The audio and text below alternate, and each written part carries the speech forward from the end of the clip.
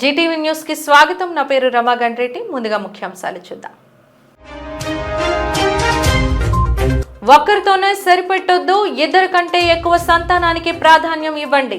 విశాఖలో జరిగిన పోషణ్ పక్వాడా 2025 రాష్ట్ర స్థాయి కార్యక్రమంలో మంత్రి గుమ్మడి సంధ్యారాణి పిలుపు. వినూత్న రీతిలో వాహన మేళాని నిర్వహించిన నగర పోలీసులు. వాహన యజమానులకు వాహనాలను అందించిన సిపి సంకభ్రత భాక్షి.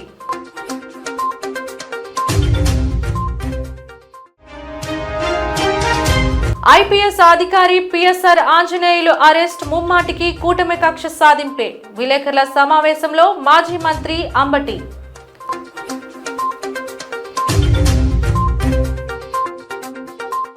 జనాభా వృద్ధి సిద్ధాంతాన్ని, మేనేజ్మెంట్ విధానాన్ని అర్థం చేసుకుని అధిక సంతానానికి ప్రాధాన్యం ఇవ్వాలని, ఒక్కరికంటే ఎక్కువ మంది పిల్లల్ని కనాలని రాష్ట్ర గిరిజన మహిళా శిశు సంక్షేమ శాఖ మంత్రి గుమ్మడి సంధ్యారాణి అన్నారు. ఒకప్పుడు ఇద్దరు ముద్దు అనేవారిని, రాను రాను ఇద్దరు వద్దు ఒక్కరే ముద్దుగా మారిందని, ఇప్పుడు అవసరాలను దృష్టిలో పెట్టుకొని ఇద్దరు లేదా ముగ్గురు అంతకంటే ఎక్కువ అనే నినాదాన్ని ఇవ్వాల్సిన ఆవశ్యకత ఉందని పేర్కొన్నారు. ఇద్దరు కంటే ఎక్కువ మంది పిల్లలున్నా ప్రభుత్వం నుంచి వచ్చే ప్రయోజనాలు ఆగవని, సంక్షేమ పథకాలపై ప్రభావం ఉండబోదని మంత్రి స్పష్టం చేశారు. దీనికి సంబంధించి అధికారిక ఉత్తర్వు కూడా వెలువడినట్లు మంత్రి గుర్తు చేశారు. విశాఖపట్నంలోని వుడా చిల్డ్రన్ ఎరీనాలో జరిగిన పోషణ్ పక్వాడా 2025 రాష్ట్ర స్థాయి కార్యక్రమంలో ఆమె ముఖ్య అతిథిగా పాల్గొని ప్రసంగించారు. జపాన్ దేశంలో మాదిరిగా ఇక్కడి పిల్లలు కూడా ఆరోగ్యకర అలవాట్లను నేర్పించాలని జిల్లా కలెక్టర్ యమన్ హరేంద్ర ప్రసాద్ పేర్కొన్నారు. ఇక్కడ పిల్లలకు సైక్లింగ్, వ్యాయామం తప్పకుండా చేయిస్తారని గుర్తు చేశారు. పిల్లల్ని టీవీలకు, ఫోన్లకు దూరంగా ఉంచుతారని చెప్పారు. ఆరోగ్యకర అలవాట్లు, క్రమశిక్షణతో ఉండడం వల్ల అక్కడి పిల్లల్లో ఊబకాయం, ఇతర అనారోగ్య సమస్యలు కనిపించవని గుర్తు చేశారు. ఇక్కడి పిల్లల్లో కూడా అలాంటి మంచి లక్షణాలు పెంపొందించడం ద్వారా మంచి ఫలితాలు ఆశించవచ్చని కలెక్టర్ అన్నారు.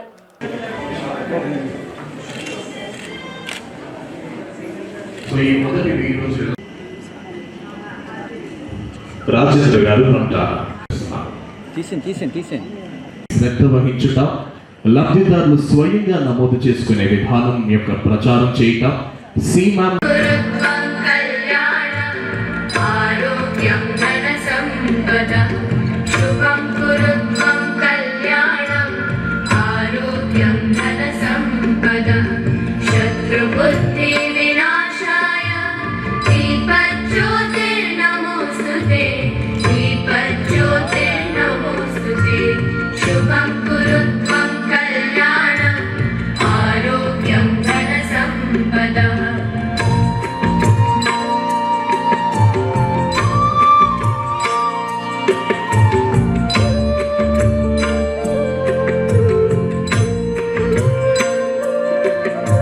ఈ పౌష్టికాహార పక్షోత్సవాల్లో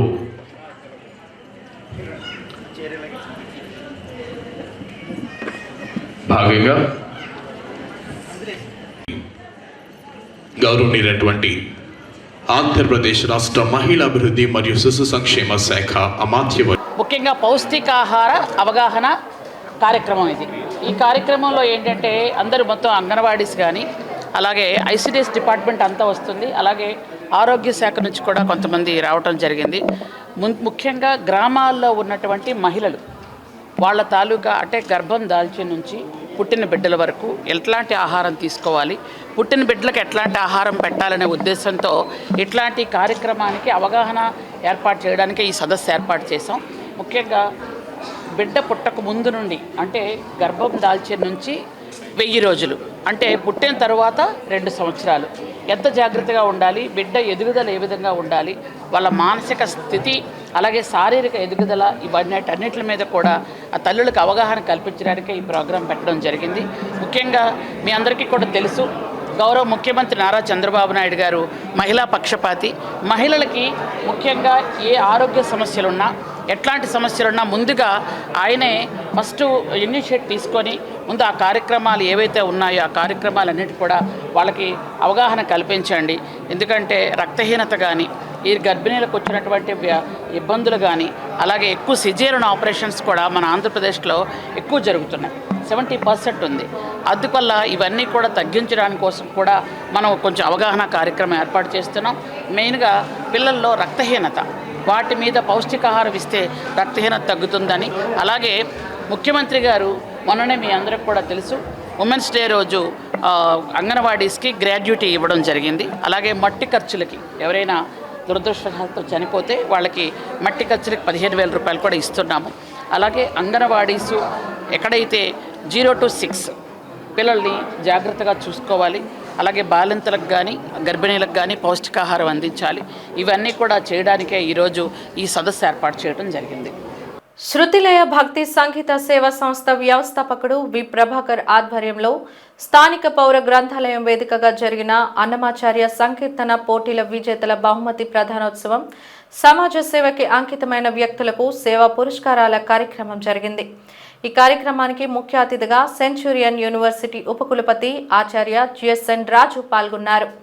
ఈ సందర్భంగా ఎలక్ట్రానిక్ మీడియా రంగం ద్వారా పాత్రికేయుడుగా 2 దశాబ్దాల పైబడి సమాజానికి సేవలు అందిస్తున్న సీనియర్ జర్నలిస్ట్ ఎంఎస్ఆర్ ప్రసాద్కు ఉత్తమ సేవా పురస్కారాన్ని ప్రదానం చేశారు. అనంతరం జిఎస్ఎన్ రాజు మాట్లాడుతూ కలియుగ ప్రత్యక్ష దైవం వెంకటేశ్వర స్వామి అవతార విశిష్టతను అన్నమాచార్యులు సంకీర్తన రూపంలో భక్తులకు తెలియజేశారన్నారు. విద్యార్థులు సంగీతంతో పాటు చదువులోనూ రాణించాలని సూచించారు. శృతిలయ సంస్థ చేపడుతున్న ఆధ్యాత్మిక కార్యక్రమాలను ప్రశంసించారు. ఆధ్యాత్మికత పెంపొందిస్తున్న ఆగమ పండితులు పి రంగనాథాచార్యులు మీడియా రంగం ద్వారా సమాజానికి నిరంతరం సేవలు అందిస్తున్న ఎంఎస్ఆర్ ప్రసాద్ను సంస్థ సత్కరించడం అభినందనీయమన్నారు. సన్మాన గ్రహీత ఎంఎస్ఆర్ ప్రసాద్ మాట్లాడుతూ తాను మీడియా రంగానికి చేస్తున్న సేవలను గుర్తించి ప్రోత్సాహకాన్ని అందించిన కార్యక్రమ నిర్వాహకులకు కృతజ్ఞతలు తెలిపారు. ఈ సందర్భంగా శ్రీ సాయి కళానికేతన్ భువన గాయత్రి నృత్య శిక్షణాలయం విద్యార్థినులు ప్రదర్శించిన కూచిపూడి నృత్యాలు అలరించాయి. కార్యక్రమంలో సంస్థ అధ్యక్షుడు వి ప్రభాకర్, ఆధ్యాత్మికవేత్త ఎంవి రాజశేఖర్, కొనతాల రాజు, మేడా మస్తాన్ రెడ్డి పాల్గొన్నారు.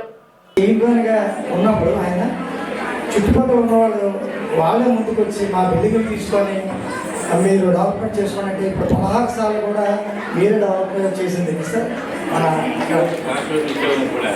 మొత్తం అంతా కూడా శాస్త్ర ఉద్యోగాలు ఇవన్నీ కూడా చేశారు. అయితే సాక్షాత్ కనకభాష అమ్మవారికి సేవలు అందించినటువంటి తాతాజీ గారి చేతుల మీదుగా, అదేవిధంగా మా గురువు గారు జిఎస్ఎన్ రాజు గారి చేతుల మీదుగా, అదేవిధంగా ఆధ్యాత్మికవేత్త, ఆయన పేరే ఆధ్యాత్మికవేత్త. మొట్టమొదటి ఆయన పేరులోనే ముందు రాజశేఖర్ గారు, కానీ ఆయన పెద్ద వయస్కులు కాదు. నాకు తెలిసి ఆయన పెద్ద జుట్టు పడిందని, ఆయన పెద్ద వయసు కాదు, ఆయన పెద్ద మనసు ఆయనది. ఆయన ఆధ్యాత్మికవేత్త ఎంవి రాజశేఖర్ గారు నిజంగా చాలా గొప్ప మనసుతో నన్ను ఆహ్వానించారు. ఎంఎస్ఆర్ ప్రసాద్ గారిని సెలెక్ట్ చేసి సన్మానించడం అనేది నాకు చాలా ఆనందంగా ఉంది. ఆయన ఒక 20 సంవత్సరాలు పైబడి జర్నలిజంలో కానీ ఎలక్ట్రానిక్ మీడియాలో కానీ ఎన్నో సేవలు అందిస్తూ విశాఖపట్నానికి మంచి పేరు తెచ్చారు. మరి వారిని ఈరోజు ఇక్కడికి పిలిచి పెద్దలందరి చేతుల మీదుగా వారిని సన్మానించడం చాలా ఆనందంగా ఉంది. మరి వారికి వెంకటేశ్వర స్వామి అన్నమాచార్యులు ఆశీస్సులు కలకాలం ఉండాలని నేను కోరుకుంటున్నాను. పిల్లల్లో సృజనాత్మకతను, తద్వారా అన్నమాచార్యులు వారి జయంతిని పురస్కరించుకొని సంకీర్తన వారు రచించిన సంకీర్తనలను పిల్లల నోట వినాలన్న కోరికతో మన సాంప్రదాయం, మన ధర్మాన్ని నిలబెట్టే వారసులు వాళ్ళే కాబట్టి వారిని ప్రోత్సహించడం జరిగింది. నిన్న పోటీలు జరిగాయి. ఆ పోటీల్లో గెలుపొందిన వారికి ఈరోజు బహుమతి ప్రదానం. ఇంత చక్కటి కార్యక్రమం చేయడానికి మీడియా మిత్రులు వీరి అందరి సహకారం ఎనలేనిది. Greater Visakha municipal corporation deputy mayor Biyani Sridhar పై కార్పొరేటర్ పీతల మూర్తి యాదవ్ ఆరోపణల వర్షం కురిపించారు.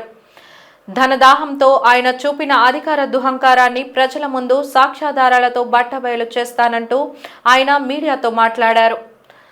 జీవీఎంసీ కార్యాలయంలో ఏర్పాటు చేసిన విలేకరుల సమావేశంలో మూర్తి యాదవ్ మాట్లాడుతూ రియల్ ఎస్టేట్ వ్యాపారుల నుండి బిల్డర్ల వరకు బియానీ సాగించిన దందాలు శృతిమించినన్ని ఉన్నాయని అన్నారు. సొంత పార్టీ అరుణులపైనే కక్ష కట్టి వారిపై జులం ప్రదర్శించిన వ్యక్తి శ్రీధర్ అంటూ ఆరోపించారు. మహిళా కార్పొరేటర్లతో అసభ్యకర పదజాలం వాడేవారని అన్నారు. అటువంటి నాయకుడిని ఇక నూకలు చెల్లాయని, త్వరలో ఆయన చేత వంచబడ్డ బాధితులు మీడియా ముందుకు రానున్నారని తెలిపారు.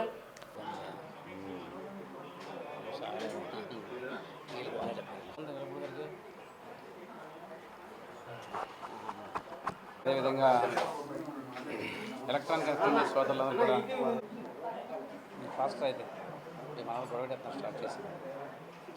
మొదటి నుంచి గత 4 సంవత్సరాల్లో జీఎంసీలో జరుగుతున్న అవినీతి మీద పోరాటం చేస్తున్నాం. అదేవిధంగా ఈరోజు కూటమి ప్రభుత్వం ఏదైతే అవిశ్వాసం పెట్టి నెగ్గిందో ఆ మాట మీద నిలబడాలనే మరి ప్రతి రోజు కూడా ఈ జీవీఎంసీ 4 సంవత్సరాలు జరిగిన అవినీతిని వెలికి తీయాలనే ఉద్దేశంతోనే ముందుకెళ్తున్నాం. మరి మన ప్రెస్ మీట్ పెట్టి నాయకులు చాలా కబుర్లు చెప్పారు, ఎంత నీతివంతులాగా. ఈరోజు వాళ్ళ నాయకుల యొక్క బండారం అంతా బయటపడుతుందని చాలా భయాందోళనలో ఉన్నారు. జీవీఎంసీని సొంత ఆస్తుల కింద దారాదత్తం చేసుకున్నారు చాలా విషయాల్లో. ఆ రోజు 58 మంది మెజార్టీ ఉన్నారని చెప్పి ఇరగబడి హౌస్లో ఇష్టాసారంగా మరి ఎజెండాల్లోని ఎవరెవరో అతిగతి లేని వ్యక్తుల పేర్లు కూడా వచ్చి కార్యక్రమం చేశారు. ఈరోజు అవన్నీ కూడా బయటకు తీయడం జరుగుతుంది. ఇప్పుడే మా సోదరులు మాట్లాడారు, ఎవరు తప్పు చేసినా సరే వదిలే ప్రసక్తి లేదని చెప్పి మీ ద్వారా తెలియజేస్తున్నాను. శ్రీధర్ మీద SC ST atrocity case register అయి ఉందా లేదా? ఇదే జిఎన్ శ్రీధరు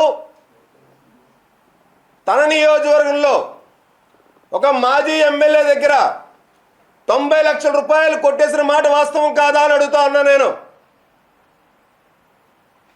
ఇదే జిఎన్ శ్రీధరు ఒక మాజీ మంత్రి, ఒక మాజీ పార్లమెంట్ సభ్యుడు తన దగ్గర 1,50,00,000 రూపాయలు కొట్టేసి మోసం చేసిన వ్యక్తి కాదా అని అడుగుతా ఉన్నాను నేను. నిన్న వాళ్ళ కుమార్తె ఓటు వేయడానికి కూడా మాకు మద్దతు ప్రకటించడానికి కూడా వచ్చారు. నేను ఆధారాలతో మాట్లాడుతున్నా, ఆధారాలు లేకుండా కాదు. ఇదే జిఎన్ శ్రీధరు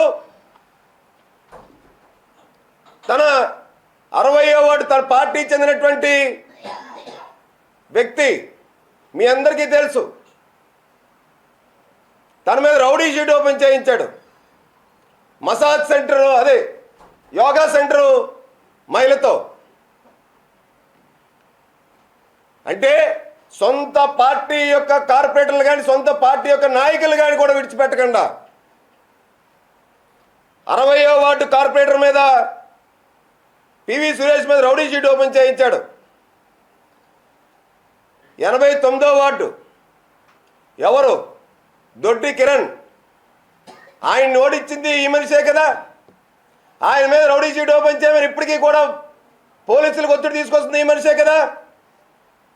57వ వార్డు కార్పొరేటర్ ముర్రు వాణి, ఆవిడని ఓడించడానికి అనేక ప్రయత్నాలు చేసిన దుర్మార్గమైన వ్యక్తి కాదా వీడు? సొంత పార్టీ లేదు, మహిళలు లేరు, పేదలు లేరు, బడుగు బలైన వర్గాల వారు లేరు, దళితులు లేరు, ఎవ్వరు ఈయనకి కాని రారు. వివిధ కేసుల్లో సీజ్ చేయబడ్డ మోటార్ సైకిళ్లను యజమానులకు అందించే వాహన మేళా కార్యక్రమాన్ని నగర పోలీస్ కమిషనర్ సంకభ్రత భాక్షి నేతృత్వంలో వినూత్న రీతిలో నిర్వహించారు.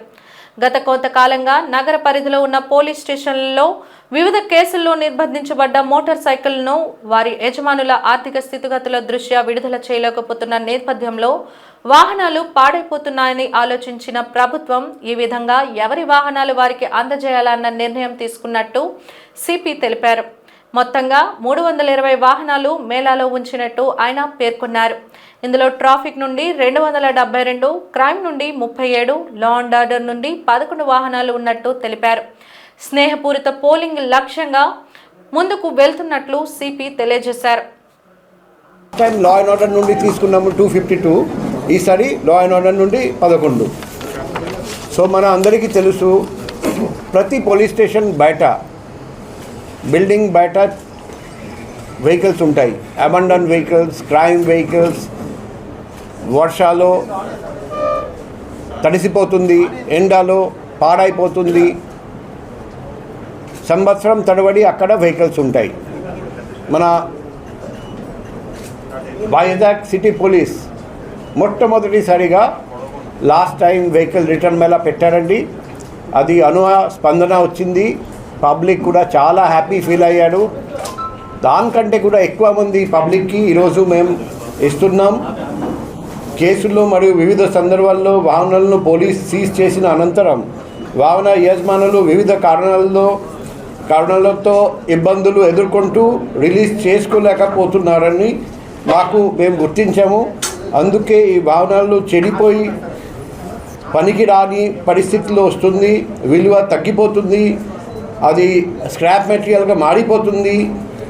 ఈ మేళా ద్వారా ప్రజలకు ఎటువంటి ఖర్చు లేకుండానే వారికి వాళ్ళ సొంత వెహికల్స్ అందజేయడం జరుగుతుంది.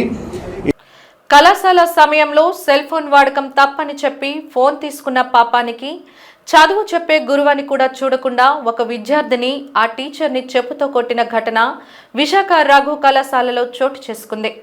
కళాశాలలో టీచర్ విద్యార్థిని మధ్య సెల్ ఫోన్ కోసం వాగ్వాదం చోటు చేసుకుంది. టీచర్ ఫోన్ తీసుకుందని ఆ ఫోన్ 12,000 అంటూ విద్యార్థిని టీచర్ని బూతులు తిడుతూ గొడవకు దిగింది. ఫోన్ ఇస్తావా, చెప్పుతో కొట్టమంటావా అంటూ చెప్పు తీసింది. టీచర్ ఇవ్వను అనేసరికి కోపంతో స్టూడెంట్ చెప్పుతో కొట్టింది. ఈ వీడియో ప్రస్తుతం సోషల్ మీడియాలో వైరల్ అవుతోంది. పూర్తి వివరాలు తెలియాల్సి ఉంది.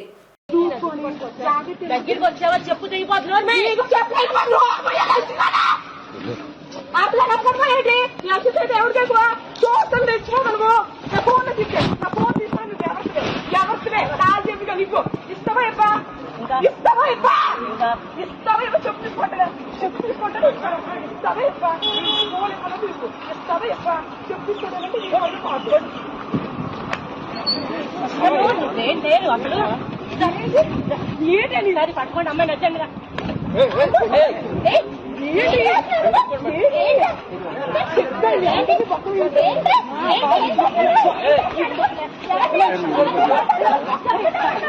విజయనగరం జిల్లా గంట్యాడ మండలం కొండతామరపల్లి జంక్షన్ సమీపంలో జాతీయ రహదారిపై మంగళవారం ఉదయం జరిగిన రోడ్డు ప్రమాదంలో విశాఖ జిల్లా ఆరిలోవకి చెందిన దినేష్ అక్కడికక్కడే మృతి చెందగా గరికిన కార్తీక్, గద్దేపల్లి సింహాద్రిలు తీవ్రంగా గాయపడ్డారు. వీరి ముగ్గురు ఒకే మోటార్ బైక్ పై ఎస్కోట నుంచి విజయనగరం వైపు అతి వేగంగా వస్తూ కొండతామరపల్లి జంక్షన్ సమీపంలో జాతీయ రహదారిపై ఉన్న ఖానాను బలంగా ఢీకొట్టడంతో చాలా దూరంలో ఎగిరిపడ్డారు. ఈ ఘటనలో మోటార్ బైక్ పూర్తిగా నుజ్జయింది. ప్రమాద సమాచారం అందుకున్న గంట్యాడ పోలీసులు సంఘటనా స్థలానికి చేరుకున్నారు. క్షతగాత్రులను ఇద్దరిని చికిత్స నిమిత్తం అంబులెన్సులో విజయనగరం జిల్లా కేంద్ర ఆసుపత్రికి తరలించారు.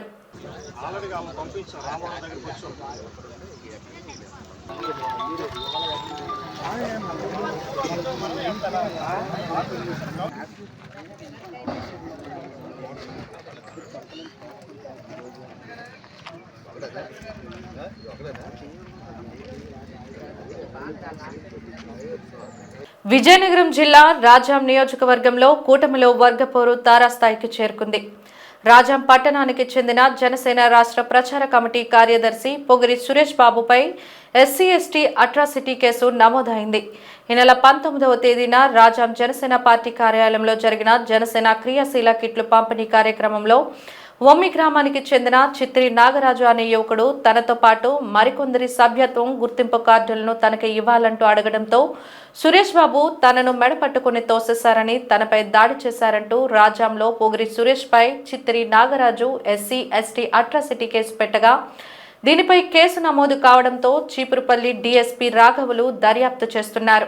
అయితే ఇటీవల ప్రభుత్వం విడుదల చేసిన నామినేటెడ్ పదవుల జాబితాలో పొగిరి సురేష్ బాబు సతీమణి కృష్ణవేణికి AMC చైర్మన్ పదవి కూటమిలో భాగంగా అధినేతలు నిర్ణయించగా అది జీర్ణించుకోలేని టీడీపీ నాయకులు పెద్ద ఎత్తున నిరసన తెలుపుతూ చంద్రబాబు నాయుడు పునరాలోచన చేయాలంటూ పత్రికా సమావేశాలు నిర్వహించారు. అప్పటి నుండి తనపై కుట్రపూరితంగా ఇటువంటి కార్యక్రమాలు చేస్తున్నారని జనసేన రాష్ట్ర ప్రచార కమిటీ కార్యదర్శి సురేష్ బాబు ఆరోపిస్తున్నారు. రాజకీయ కుట్రతోనే తనపై లేనిపోని కేసులు పెట్టి బదలాయించాలని చూస్తున్నారని, తన వద్ద అన్ని ఆధారాలు ఉన్నాయంటూ తెలిపారు. చెప్తే ఆయన ఇక్కడికి వచ్చినట్టు, ఆయన వచ్చిన తర్వాత ఆయన మీద ఇక్కడ ఉన్నటువంటి పొగిరి సురేష్ బాబు అతని యొక్క అనుచరులు దాడి చేసినట్లు అతను వచ్చి రిపోర్ట్ ఇచ్చారు. ఆయన ఇచ్చిన రిపోర్ట్ మీద అట్రాసిటీ కేసు నమోదు చేయడం జరిగిందండి. అతను ఒక ఎస్సీ కులానికి చెందిన వ్యక్తి. అతని మీద ప్రస్తుతానికి అతను ఇచ్చిన రిపోర్ట్ మీద కేసు నమోదు చేయడం జరిగింది. ప్రస్తుతానికి డిఎస్పీ గారు, చీపురుపల్లి డిఎస్పీ గారు కేసు ఇన్వెస్టిగేషన్ చేస్తున్నారండి. 19వ తారీఖున మా పార్టీ ఆదేశాల ప్రకారము క్రియాశీలక వాలంటీర్స్ ఎవరైతే ఉన్నారో పూర్వకాలంలో మేము చేసిన సభ్యత్వాలకు సంబంధించి ఆ వాలంటీర్ని అందరినీ 19వ తారీఖున ఉదయం 9:30కి మీటింగ్ పెట్టమని చెప్పి సెంట్రల్ ఆఫీస్ నుంచి మాకు ఇన్ఫర్మేషన్ వచ్చింది. ఆ మీటింగ్ కార్యక్రమంలో క్రియా వాలంటీర్స్కి మేము ఐడెంటిటీ కార్డులు వాళ్ళు ఎవరెవరికైతే సభ్యత్వాలు చేశారో వాళ్ళకి కిట్ ఇస్తున్నాము.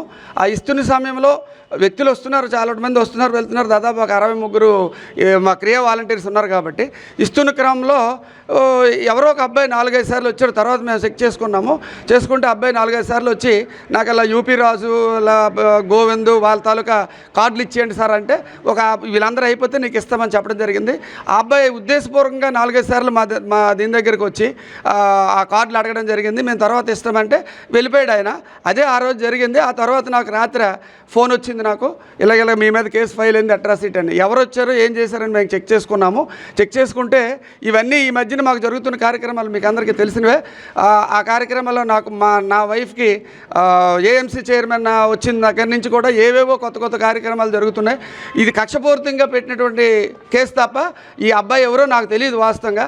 ఆ తర్వాత నేను చెక్ చేసుకుంటే అబ్బాయి కొద్ది దగ్గర వేరే ఫోటోల్లో నాకు కనిపించాడు. అంతే తప్ప ఆ కేసుకి నాకు ఏ విధమైన సంబంధం లేదు సార్. గాజువాక టీడీపీ పార్టీ కార్యాలయంలో రాష్ట్ర తెలుగుదేశం పార్టీ అధ్యక్షులు గాజువాక ఎమ్మెల్యే పల్లా శ్రీనివాసరావు ఆదేశాలతో 17 మందికి ముఖ్యమంత్రి సహాయ నిధి చెక్కులను పంపిణీ చేశారు. నియోజకవర్గ ఇన్ఛార్జి ప్రసాదుల శ్రీనివాస్ చేతుల మీదుగా లబ్ధిదారులకు చెక్కులు అందజేశారు. గాజువాక 73వ వార్డు చిన్న నడుపురి గ్రామానికి చెందిన హృద్రోగ బాధితురాలు జోగలక్ష్మికి 1 లక్ష రూపాయల చెక్కును పంపిణీ చేయడం జరిగిందన్నారు. కార్యక్రమంలో నాయకులు పంచదారల ఉగ్రం, చిన్నదేవుడు, సంతిరెడ్డి మురళి మనోహర్, ఇతర టీడీపీ ముఖ్య నాయకులు పాల్గొన్నారు. ఆంధ్ర రాష్ట్ర ముఖ్యమంత్రి వర్యులు శ్రీ నారా చంద్రబాబు నాయుడు గారు మరి గాజువాక నియోజకవర్గం 73వ వార్డు చిన్నడుపూరు ప్రాంతానికి చెందిన జోగ వెంకటలక్ష్మి గారికి హృద్రోగంతో బాధపడుతున్నారు. వారు సొంత ఖర్చులతో ఆపరేషన్ చేసుకోవడం జరిగింది. మరి ఎమ్మెల్యే గారి దృష్టికి తీసుకెళ్ళిన వెంటనే వారికి 1 లక్ష రూపాయలు సీఎం రిలీఫ్ ఫండ్ కింద చెక్ అందడం జరిగింది. వక్ఫ్ సవరణ చట్టంపై ప్రతిపక్షాలు చేస్తున్న ప్రచారాన్ని తిప్పికొట్టాలని బీజేపీ గాజువాక కన్వీనర్ కరణం రెడ్డి నరసింగరావు కార్యకర్తలకు పిలుపునిచ్చారు. ఈ మేరకు పాత కర్ణవానిపాలెం పార్టీ కార్యాలయంలో అవగాహన కార్యక్రమం ఏర్పాటు చేశారు. ఈ సందర్భంగా వక్ఫ్ అంటే ఏమిటి అనే విషయాన్ని తెలియజేసే కరపత్రాలను, గోడ పత్రికను ఆవిష్కరించారు. ఈ సందర్భంగా ఆయన మాట్లాడుతూ దేశవ్యాప్తంగా వక్ఫ్ సవరణపై ప్రచార కార్యక్రమాన్ని చేపట్టామని తెలిపారు. కాంగ్రెస్ సహా ఇతర ప్రతిపక్షాలు చేస్తున్న దుష్ప్రచారాన్ని తిప్పికొట్టడం సహా వక్ఫ్ చట్ట సవరణలపై ముస్లిం సామాజిక వర్గాలకు అవగాహన కల్పించనున్నట్లు తెలిపారు. వక్ఫ్ భూముల ప్రయోజనాలు పేద ముస్లింలకు అందాలనే సవరణలు తీసుకువచ్చారని, దీన్ని రాజకీయం చేయడం తగదన్నారు. ఈ చట్టం ద్వారా పేద ముస్లింల విద్య, వైద్యం మెరుగుపడుతుందన్నారు. కార్యక్రమంలో పార్టీ నేతలు పొలిమేర శ్రీనివాస్, దీనంకొండ కృష్ణంరాజు, బొత్స దిలీప్, నాగేశ్వరరావు, కృష్ణారెడ్డి, మనోహర్, వీర్రాజు, నాని తదితరులు పాల్గొన్నారు. ఎవరైతే పేద ముస్లింస్ ఉన్నారో వారందరికీ ఏ విధంగా లబ్ధి చేకూరుతుంది అనేది ప్రజలందరికీ కూడా తెలియజేయాల్సిన బాధ్యత మా పైన ఉంది. కాబట్టి ఆ యొక్క కరపత్రాలను, గోడ పత్రికలను ఈరోజు గాజువాక పార్టీ కార్యాలయంలో ఆవిష్కరించడం జరిగింది. అసలు వక్ఫ్ అంటే ఏమిటి, ఈ సవరణ ఎందుకు చేశారు, గతంలో ప్రధానమంత్రి శ్రీ నరేంద్ర మోదీ గారి నాయకత్వంలో ఎవరైతే ముస్లిం మహిళలు ఉన్నారో వారందరికీ లబ్ధి చేకూరే విధంగా త్రిపుల్ తలాక్ని రద్దు చేయడం జరిగింది. గతంలో చూసేవారు తలాక్ తలాక్ తలాక్ అని 3 సార్లు అంటే మరి ఆ మహిళలకి లీగల్గా ఇంక కోర్టు కూడా వెళ్లకుండా వాళ్ళకి విడాకులు ఇచ్చేసినట్లే, వాళ్ళ భవిష్యత్తు పిల్లలతో అగమ్య గోచరంగా ఉండేది. ఆ యొక్క త్రిపుల్ తలాక్ రద్దు చేయడం ద్వారా మహిళలకి ఎంతో లబ్ధి చేకూరింది. ముస్లిం మహిళలంతా కూడా హర్షాతిరేకాలు అప్పుడు ఇచ్చారు. అదేవిధంగా ఇప్పుడు ఏదైతే ఈ యొక్క వక్ఫ్ సంబంధించి 2018 కేంద్రీయ వక్ఫ్ పరిషత్ నివేదిక ప్రకారం భారత్లో 10 లక్షల కోట్లకు పైగా అంచనా విలువ కలిగిన 8 లక్షల ఎకరాల భూములు ఉన్నాయి. ఆ ఆస్తులన్నీ కూడా ఎవరైతే పెద్దలు ఉన్నారో వాళ్ళ కబంధ హస్తాల్లో ఉన్నాయి. వాళ్ళకి ఇష్టం వచ్చిన వాళ్ళకి ఇష్టం వచ్చిన రీతిలో లీజులకు ఇవ్వచ్చు.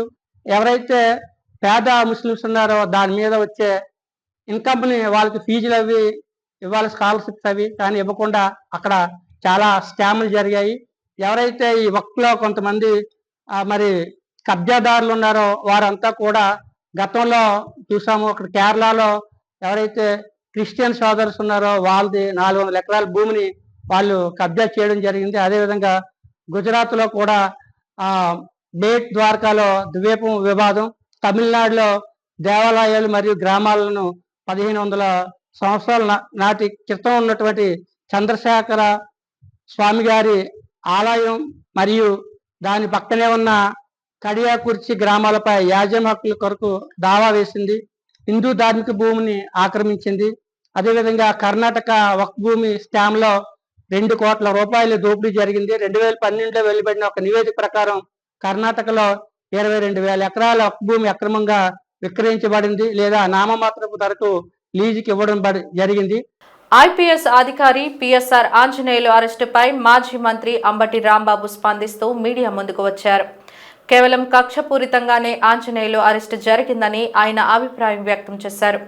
నటి జత్వానిని అరెస్టు చేశారంటూ విద్యాసాగర్ అనే వ్యక్తి చేసిన ఫిర్యాదు ఆధారంగా జరిగిన 3 అధికారుల అరెస్టులతో పాటు రాష్ట్రంలో నిరంకుశత్వ పాలన జరుగుతుందని ఆయన వ్యాఖ్యానించారు.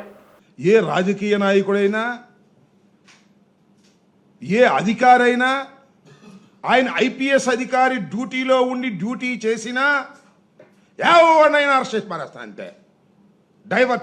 ఇష్యూని డైవర్ట్ చేయడం కోసం ఎంతటి వారినైనా అరెస్ట్ చేస్తాను అనే పద్ధతిలో ఇవాళ నడుస్తూ ఉంది ప్రభుత్వం. ఐపీఎస్ ఆఫీసర్ సీతారామాంజనేయులు గారు, పిఎస్ఆర్ ఆంజనేయులు, ఆయన నేను చాలా కాలం నుంచి గమనిస్తున్నా. గుంటూరు కూడా మీ అందరికీ గుర్తుండే ఉంటుంది, గుంటూరు కూడా ఎస్పీగా చేశారు. ఆ తర్వాత సిటీ పోలీస్ కమిషనర్గా విజయవాడ చేశారు. ఒకానొక సందర్భంలో అరవింద్ రావు గారు ఇంటెలిజెన్స్ చీఫ్గా ఉన్నప్పుడు రాజశేఖర రెడ్డి గారు ముఖ్యమంత్రిగా ఉండి నక్సలిజాన్ని అణిచివేసే క్రమంలో అరవింద్ రావు గారు ఇంటెలిజెన్స్ చీఫ్గా ఉన్నప్పుడు ఆయన దగ్గర ఐపీఎస్ ఆఫీసర్గా పనిచేసినటువంటి నీతి నిజాయితీ కలిగినటువంటి వ్యక్తి పిఎస్ఆర్ ఆంజనేయులు గారు. కష్టపడి ఐపీఎస్ను సాధించి కష్టపడి ప్రమోషన్ల మీద ఇవాళ డీజీ స్థాయికి వచ్చారు ఆయన. మొన్న డీజీపీ లిస్టులో కూడా ఆయన పేరు వెళ్ళింది. పరిస్థితులు బాగుంటే డీజీపీ కూడా అవ్వవలసినటువంటి వ్యక్తి ఇవాళ అరెస్ట్ చేశారు. ఇవాళ అరెస్ట్ చేసి తీసుకొస్తున్నారు. ఏమిటి దారుణం నేను అడుగుతా ఉన్నా. ఎందుకు అరెస్ట్ చేశారు? జత్వాని అనే ఒక మహిళని అరెస్ట్ చేశారని, కొట్టారనో తిట్టారనో ఏదో చేశారని కాదు, డ్యూటీలో ఉండి అరెస్ట్ చేశారని 3 అధికారుల మీద కేసు పెట్టారు. బాంబేలో నటిగా ఉన్నటువంటి ఒక చిన్న నటిగా ఉన్నటువంటి ఒక జత్వాని మీద కుక్కల విద్యాసాగర్ అనే వ్యక్తి కంప్లైంట్ ఇస్తే ఆ కంప్లైంట్ రిజిస్టర్ చేసి చట్టబద్ధంగా బాంబే వెళ్ళి ఆ రోజున సిపి గారు, ఏసీపీ గారు వెళ్ళి అరెస్ట్ చేసి తీసుకొచ్చి కోర్టులో ప్రొడ్యూస్ చేశారు. కోర్టు రిమాండ్ ఇచ్చింది. రిమాండ్ తర్వాత బెయిల్ తీసుకు వెళ్ళారు. అంత చట్ట ప్రకారం జరిగినటువంటి అంశం. వార్తలు ముగించే ముందు ముఖ్యాంశాలు మరోసారి.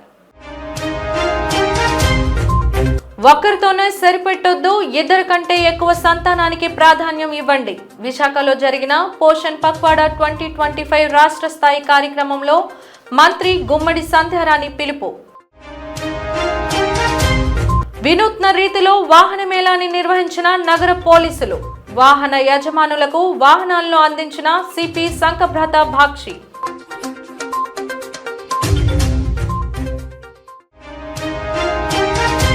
ఐపీఎస్ అధికారి పిఎస్ఆర్ ఆంజనేయులు అరెస్ట్ ముమ్మాటికి కూటమి కక్ష సాధింపే. విలేకరుల సమావేశంలో మాజీ మంత్రి అంబటి.